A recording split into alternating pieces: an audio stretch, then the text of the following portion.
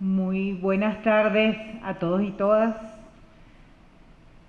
Bueno, debo agradecer a Dios por el inmenso honor y el privilegio de estar aquí hoy compartiendo con ustedes, muy especialmente al magistrado Gaviria, a ustedes, magistrados, magistradas, por su presencia.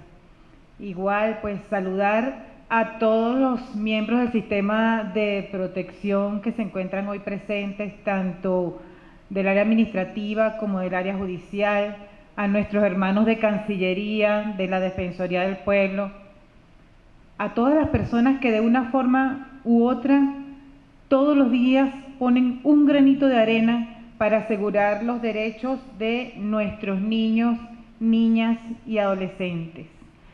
Muy especialmente también quiero agradecerles en nombre del ministro Jorge Eliezer Márquez, ministro del Despacho para la Presidencia de la República, y del viceministro José Luis Pestana Abreu, viceministro de Suprema Felicidad Social, y también en nombre de todos los trabajadores y trabajadoras del IDENA que están muy pendientes de esta actividad del día de hoy, que como ustedes bien ya lo han comentado, son 18 años. 18 años que hemos estado allí aprendiendo todos los días con ustedes y sobre todo en espacios como estos. Bueno, para iniciar con esta tarea que se nos encomendó, quiero preguntarles, ¿qué recuerdan ustedes cómo era la vida antes de la pandemia? ¿Qué recordamos? Vamos a ver un pequeño material que trajimos.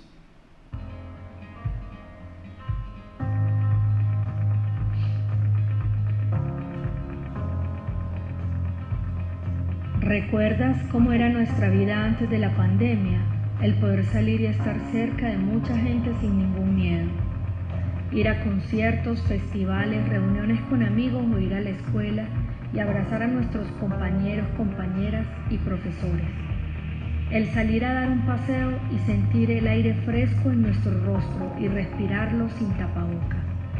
Caminar en el parque, compartir en familia, disfrutar cada momento y poder cantar una canción y reírnos juntos. Recibir la visita de una gran amiga y poder abrazarla sin ningún temor. O simplemente poder celebrar el cumpleaños de nuestros pequeños y así verlos saltar, reír y disfrutar ese momento. Y de repente todo cambió. Nos encontramos viviendo momentos históricos en la vida de la humanidad. Hemos descubierto un enemigo más fuerte que cualquier armamento militar o bomba atómica, y tan silencioso que no lo vemos, no lo sentimos, no lo percibimos. La pandemia o COVID-19 nos dio una gran lección de vida y quedará por el resto de la historia humana. Este virus puso a prueba nuestro raciocinio y sentido común, y hasta la capacidad de comprender que no hay fronteras, no hay clases sociales o razas. Esta pandemia nos agarró desprevenidos, nos encontramos frágiles, pero tan racionales como para entender que cada vida cuenta, que debemos cuidarnos unos a otros y que nuestro ritmo de vida ya no va a ser el mismo. La nueva normalidad es un nuevo concepto de vida, una enorme oportunidad para conocernos y adaptarnos a las nuevas condiciones que nos imponen. Tenemos que tomar conciencia de cuáles serán nuestros nuevos límites, nuevas prioridades y las reales perspectivas de futuro. Hoy la situación ha cambiado, pero permanecen algunas medidas de bioseguridad que se deben respetar en determinados espacios. La llamada distancia social, reunirse en pequeños grupos, el tapaboca, el alcohol antibacterial para protegerse, la vacuna. Los niños y niñas descubrieron una nueva forma de jugar y recrearse, y además, cualquier tipo de diversión o recreación que ayude a romper con el encierro es siempre bienvenido, y esta nueva normalidad es el paso para un nuevo comienzo. Todos y todas somos Sirena.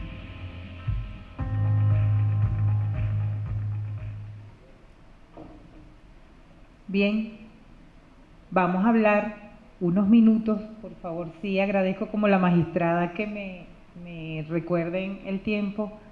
Vamos a hablar acerca del derecho a la recreación, el derecho al juego y al sano esparcimiento en tiempos de pandemia, Hoy, la humanidad tiene una preocupación de salud pública común. Hemos vivido con anterioridad inquietudes, algunos países o regiones hemos visto que han sobrellevado conflictos bélicos, el mundo atravesado por diferentes enfermedades, desastres naturales terribles. Sin embargo, en los 2 últimos años, un diminuto agente, chirriquitico, ha provocado que las personas en el mundo hayan tenido que modificar su estilo de vida para protegerse de él. La pandemia por SARS-CoV-2 o COVID o coronavirus, como queramos llamarlo, ha devenido una de las crisis sanitarias más graves de la historia reciente. La rapidez de la propagación del virus y las consecuencias fatales que provoca en la salud de las personas, sumado a las limitaciones a la capacidad de respuesta a nivel global, movieron a los respectivos gobiernos de todo el mundo a adoptar medidas de confinamiento más o menos estrictas, dependiendo del lugar, dependiendo del momento.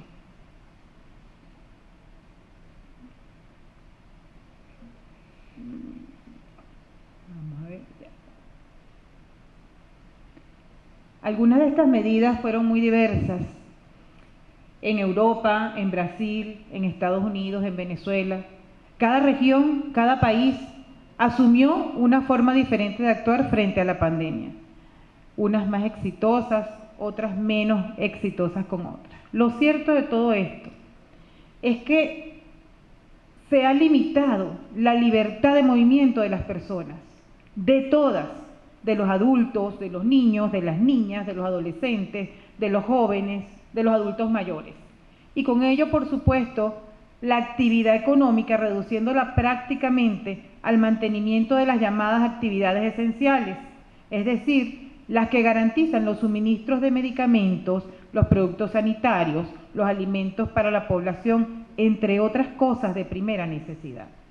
Este estado casi de coma del propio Estado ha sido necesario, ¿para qué?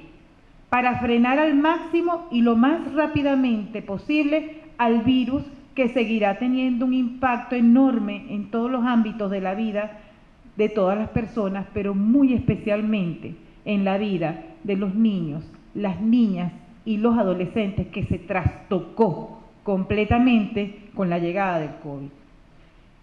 Y es que la rutina de los niños mutó, ha sufrido cambios inimaginables. Desde hace unos años ni siquiera pensábamos que podía ocurrir algo como lo que ha ocurrido. Hemos empezado a vivir en la era del quédate en casa.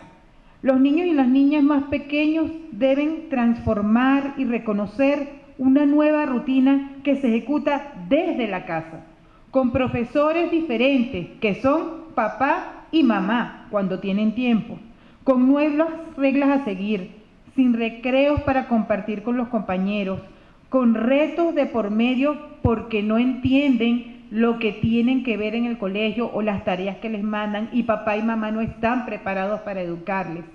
Excesos de castigos asociados por no hacer bien las tareas, con horarios extraños y en el que todos deben compatibilizar los recursos como el computador, la tablet, el celular, en el caso de Venezuela, pues hasta el televisor, porque a través del plan Una Familia, Una Escuela, los niños recibían clases vía televisión. Es simple entonces la conclusión. Los derechos de nuestros niños, niñas y adolescentes se han visto afectados con la pandemia. Todos, de una manera inconmensurable. Y como adultos no nos hemos tomado el tiempo para lo que decía las magistradas que me antecedieron, para oírlos, para conocer, para ver qué está pasando dentro de ellos. Dentro de todo este contexto, la respuesta de todos los estados del mundo ante la realidad que casi invisibiliza el sentir de nuestros niños debe tener un denominador común, y lo ha tenido: los derechos humanos y por ende el Estado de Derecho. Lejos de decaer, resulta más necesario que nunca recordar la plena vigencia de los derechos humanos y del principio de legalidad. Y es aquí tan importante esto que acabo de decirles, que debemos traer a colación que el derecho internacional de los derechos humanos contempla la posibilidad de limitar e incluso suspender el ejercicio de los derechos humanos por razones de interés público nacional de salud, como lo puede ser, en este caso, la actual crisis sanitaria debido a la pandemia por COVID-19 a nivel mundial. Pero ha establecido también claramente que esas limitaciones y esas restricciones deben ser las estrictamente necesarias y limitadas al mínimo indispensable. Deben ser temporales, proporcionadas a la gravedad de la situación y amparadas en un marco legislativo adecuado. Vemos entonces que la emergencia por COVID nos acarrea una limitación o restricción a los derechos, pero siempre tomando en consideración la plena vigencia de los derechos humanos y el principio de legalidad, teniendo como fundamento que el derecho internacional de los derechos humanos, la Convención de los Derechos del Niño y, en nuestro caso, la Constitución de la República Bolivariana de Venezuela.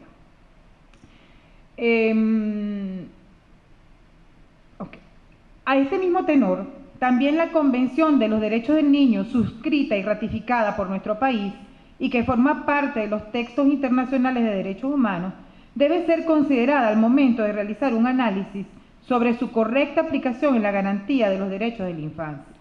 En Venezuela, nuestra Constitución de la República Bolivariana prevé los estados de excepción y, con ocasión a la pandemia del COVID-19, se decretó estado de excepción de alarma para atender la emergencia sanitaria del coronavirus, dadas las circunstancias de orden social que ponen gravemente en riesgo la salud pública y la seguridad de los ciudadanos y ciudadanas habitantes de la República.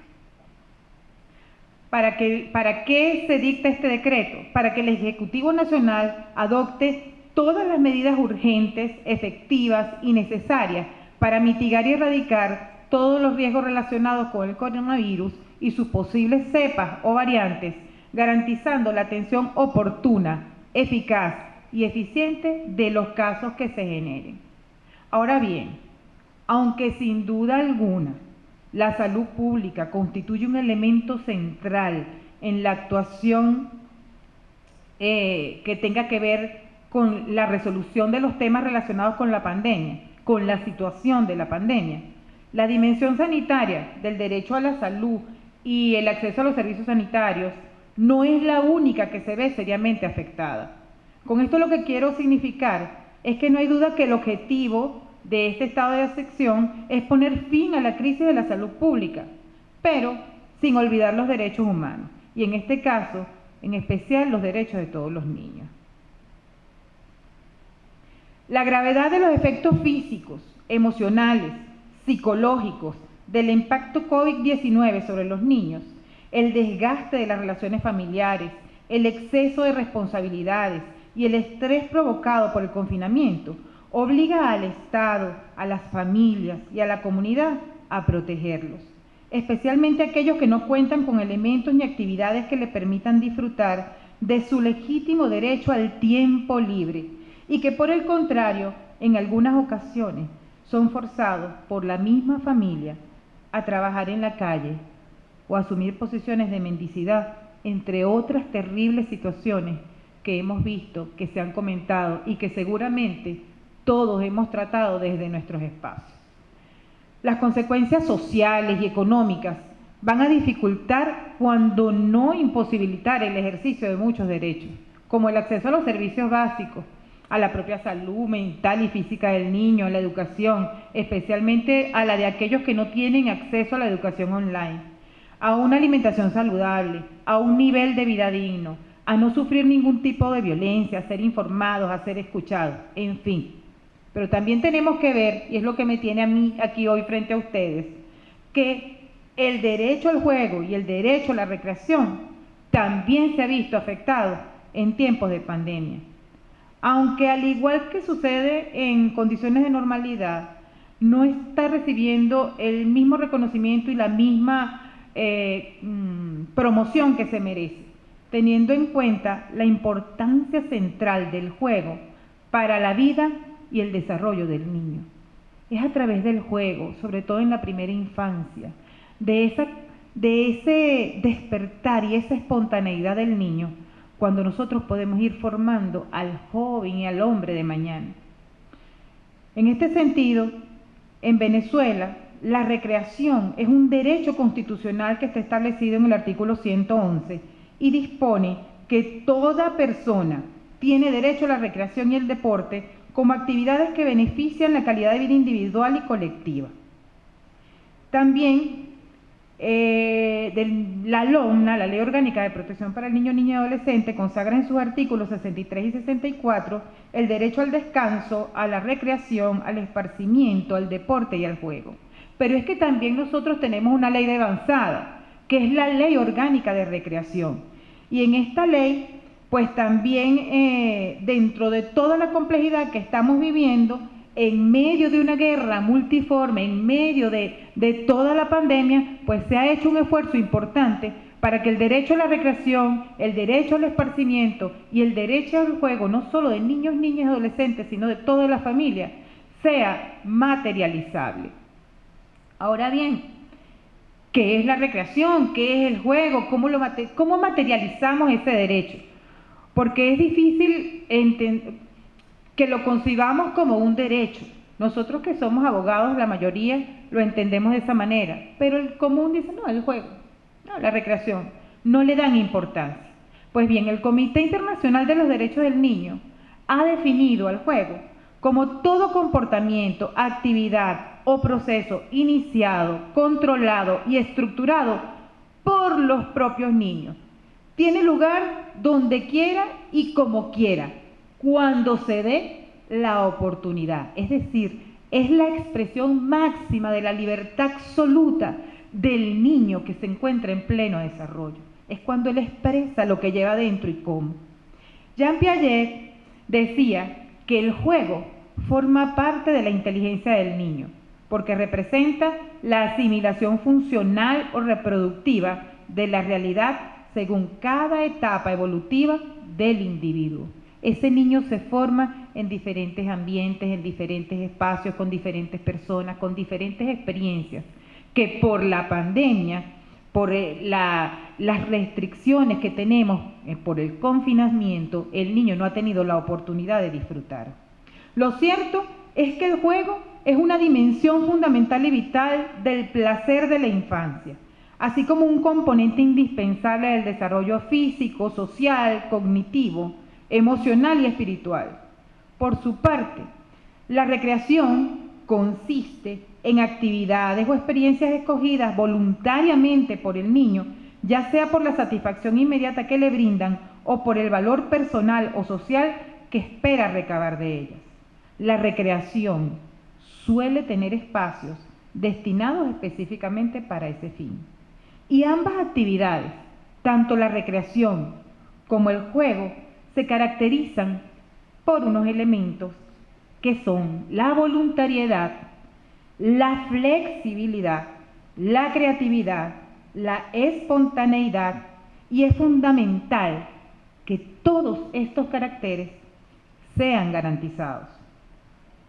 Para el ensayista francés Michel de La Montaigne, los juegos infantiles no son tales juegos, no pueden considerarse juegos, sino más bien son sus actividades más serias, es su trabajo. El trabajo de los niños es jugar. Ahí es en donde ellos se desarrollan, donde crecen, donde se forman, donde se hace al hombre. El derecho al juego tiene una importancia enorme para el desarrollo del niño. Ellos necesitan jugar para lograr sus distintas etapas del desarrollo. Se van formando sobre todo en la primera infancia, en las dimensiones que tienen que ver con la psicología, lo cognitivo, lo afectivo, la atención, la memoria. Se va forjando, todo eso se va forjando a través del juego. Y es el juego y la recreación aquellos factores que contribuyen al aprendizaje. Son una forma de participar en la vida cotidiana y tienen un valor intrínseco para los niños por el disfrute y el placer que le causan. También el juego es un elemento central del impulso espontáneo hacia el desarrollo y desempeña un papel importante en el desarrollo del cerebro. Promueve la capacidad de los niños para negociar, para restablecer el equilibrio emocional, para resolver conflictos, para adoptar decisiones. A través del juego, los niños aprenden en la práctica, exploran, perciben ese mundo que les rodea, que hoy en día muchas veces es un espacio de 90 metros cuadrados. Experimentan nuevas ideas, papeles, experiencias, y de esta forma ellos van concibiendo el mundo. En suma, es útil y necesario para el desarrollo holístico del niño y para su aprendizaje. Con esto, el derecho al juego debe desarrollarse en condiciones adecuadas. Se puede jugar espontáneamente y los niños lo hacen incluso en condiciones difíciles, pero el óptimo disfrute de ese derecho debe cumplir determinadas condiciones que deben ser procuradas. Así, por ejemplo, el no tener unos niveles de vida adecuados, vivir en condiciones de hacinamiento o de inseguridad, o en entornos peligrosos o insalubres, impiden un correcto ejercicio del derecho al juego.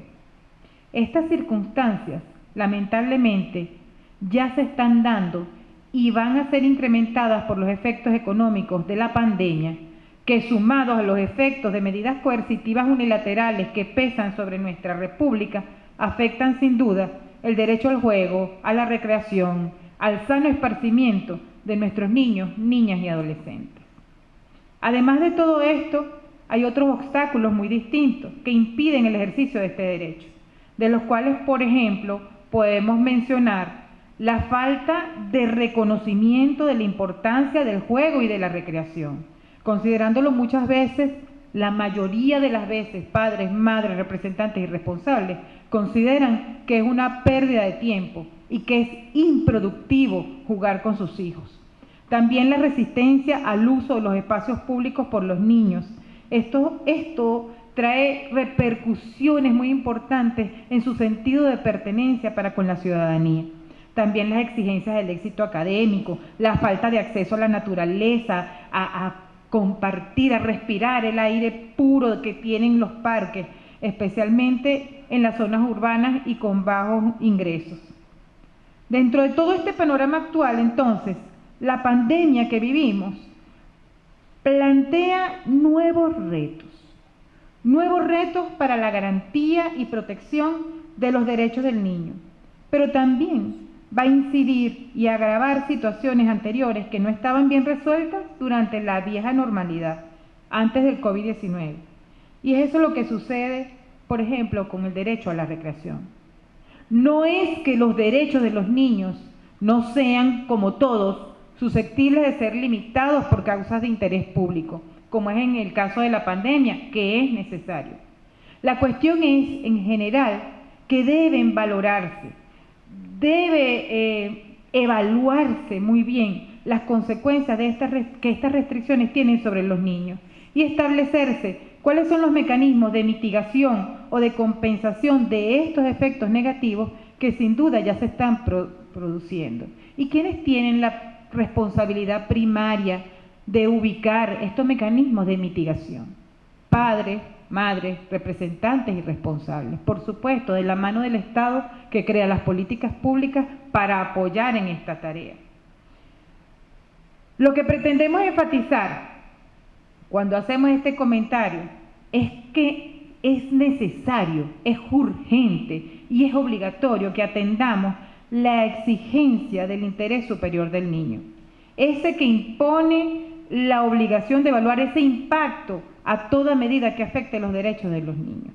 Importante aquí comentar que desde el Instituto Autónomo Consejo Nacional de Derechos de Niños, Niñas y Adolescentes, en el entendimiento de cómo ha sido afectada la población infanto-juvenil, desde inicios del año pasado, por allí por el mes de abril, se lanzó el Plan Nacional de Crianza Amorosa y Disciplina Positiva como mecanismo de ayuda para la familia, para criar, educar y formar desde el amor en los hogares y entregar herramientas a padres, madres, representantes responsables, incluso docentes, para poder sobrellevar este tema relacionado con la pandemia y todos los cambios que hay en los patrones y rutinas que llevan adelante los niños, niñas y adolescentes, tanto en su casa como en la comunidad, como en las escuelas.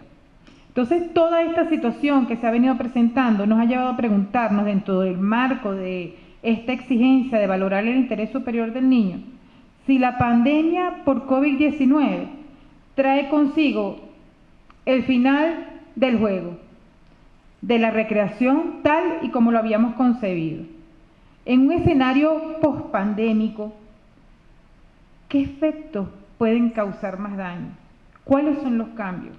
¿Cómo impacta? ¿Cómo impactaría la pandemia? Y es que hemos visto durante largos días de encierro, cuando inició esta pandemia, que los niños se vieron envueltos en una realidad de verdad agobiante, incluso más que los adultos. De un día para otro dejaron de ver a sus amigos, a sus profesores, a sus familiares. No pudieron volver a ir a las plazas, a los parques, no pudieron jugar en áreas comunes, ni siquiera pudieron celebrar sus cumpleaños con sus compañeritos, no podían pasear por el barrio, por la ciudad, no podían ir ni siquiera a la bodega a comprar nada. En medio de su proceso de conocer al mundo, la realidad es que tuvieron que alejarse de él y verlo literalmente desde una pantalla. Son inconfundibles esas señales de que los niños y niñas sufrirán por años las peores consecuencias de la pandemia. Hay quienes nacieron, aprendieron a caminar o a hablar en pandemia y en consecuencia no han estado expuestos a otros niños, no saben cómo interactuar con otros niños. Otros, tristemente, ocurrió el efecto contrario. Siendo niños, fueron expuestos a vivir una vida de adultos, fueron lanzados a la calle, fueron utilizados, fueron maltratados, fueron tratados.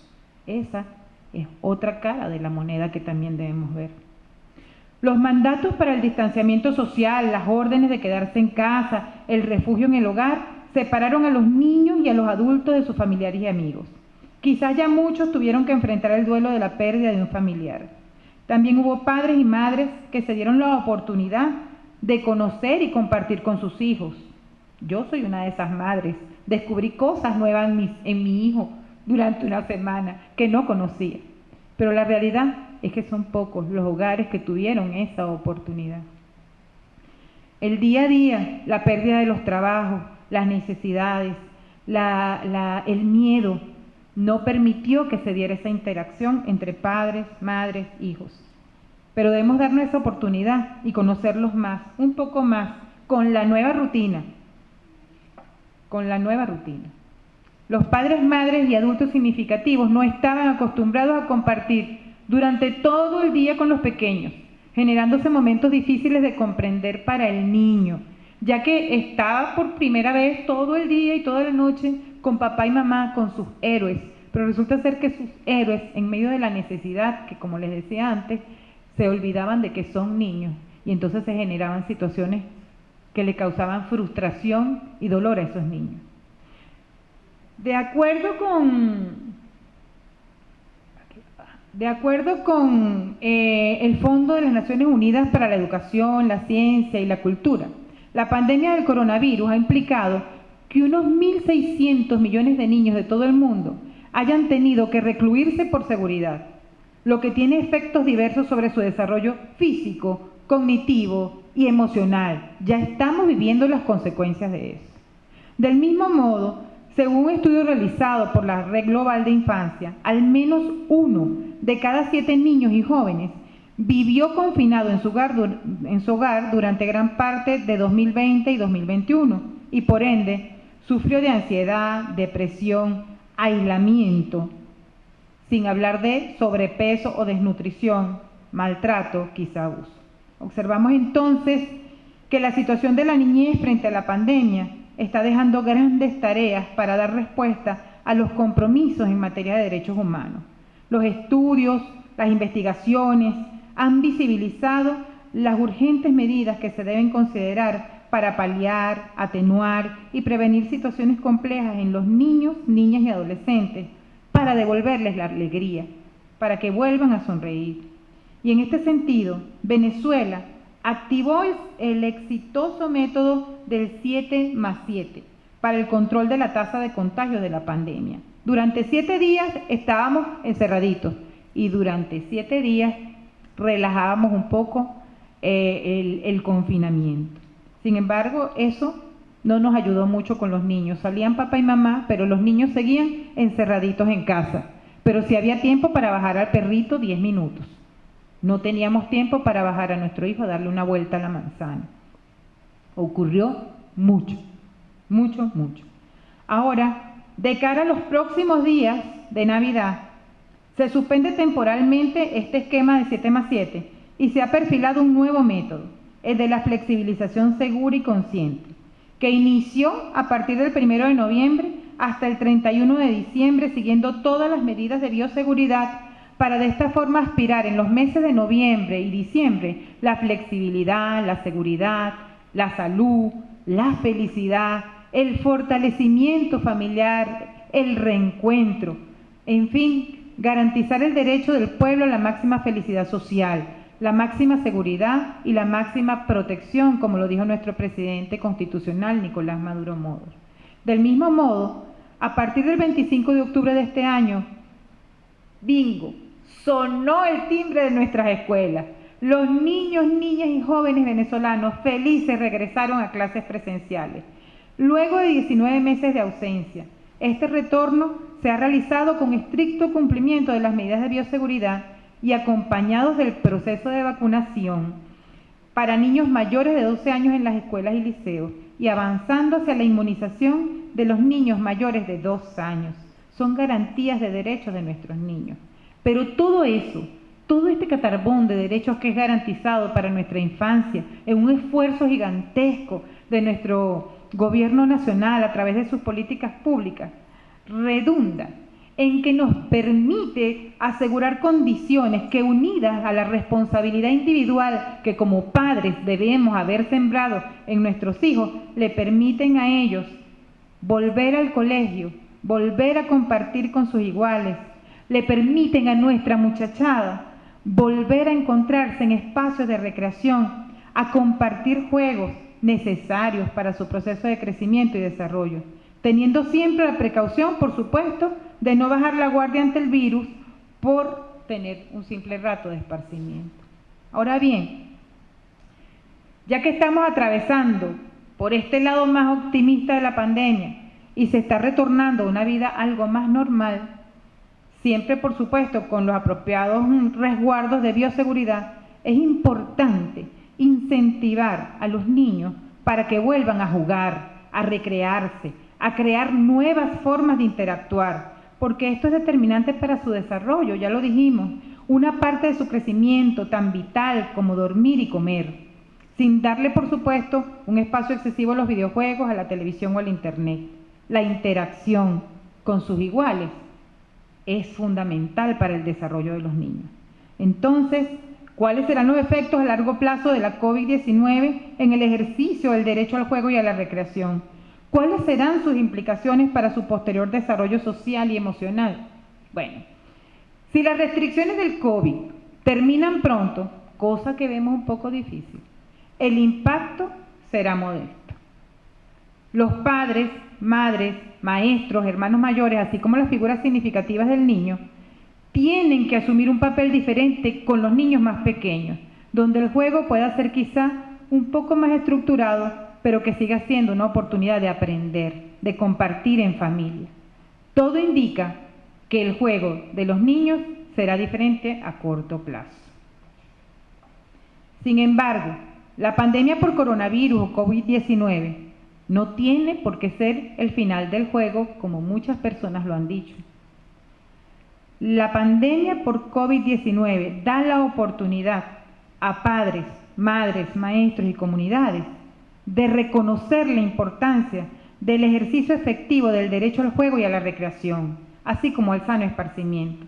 Reconocer la importancia del juego en los niños y asegurarse que estos todavía se diviertan, que interactúen con otros pequeños y que tengan oportunidades alternativas de juego, que se llenen de ilusión, que se dibuje en su rostro una sonrisa a pesar de cualquier adversidad.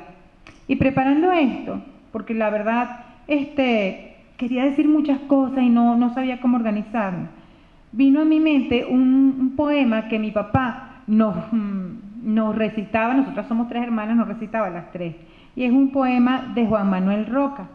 Ese poema se llama Déjenlos, y lo quiero compartir con ustedes. Déjenlos crear tormentas con sus mantas, con solo agitar sus manitas blancas, o soñar con pájaros no vistos, o convocar a la noche en el pleno día. Con solo esconderse en lo profundo de un armario, este armario se cierra y llegó la noche para él. Déjenlos atrapar una estrella. Cuando en la noche clara y plateada, desde alguna ventana de la casa, con un pedacito de espejo roto, le atraen esa estrellita hacia algún jardín de sombras. No los llamen en la mitad de sus juegos, no podrán escucharlos. A esa hora, magnífica y secreta, ellos estarán en otra parte, estarán creando. En nuestro trabajo, como operadores del sistema de protección y de justicia de niños, niñas y adolescentes, a veces nos encontramos niños con unas tristezas muy profundas, dolores inconmensurables, donde el abordaje del juego se hace bastante difícil porque no saben cómo jugar. Dentro de un proceso de acercamiento a su drama, nosotros tenemos que actuar más con el corazón. Ese es nuestro camino de entrada. Y entonces, comparto lo que dice Federico Nietzsche. Él señala que la infancia no es el cielo de los niños. Hay muchos que viven situaciones muy difíciles, carentes de esperanza, que hay que tratar de acompañar lo más acertadamente posible, donde lo lúdico sea un elemento fundamental para su rehabilitación en condiciones muy complejas. Cada cabecita es un mundo, decía mi abuela.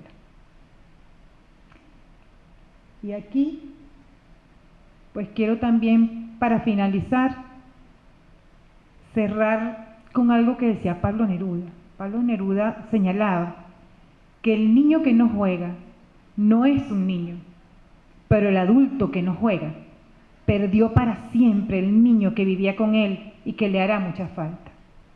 Confiamos en que esta reflexión de Neruda nos incite a jugar con nuestros niños, a acercarnos mucho más a ellos, a lanzarnos al piso, a llenarnos de tierra, a jugar con ellos en la grama, en un pedacito de espacio, mirando un pedacito de cielo, desde cualquier lugar de nuestro hogar. Vamos a recuperar nosotros el niño que llevamos dentro, y eso nos va a servir para relacionarnos mejor con nuestros pequeños. Esa es la mejor manera de relacionarnos con esos seres humanos fascinantes, en proceso de crecimiento y desarrollo, que son los niños y niñas, y que hoy, más que nunca, necesitan de nuestra mirada, la mirada que viene del corazón, pero que se acompaña con la razón. De verdad que a todos y todas, muchas gracias por su atención. Y no olviden, todos los derechos para todos los niños.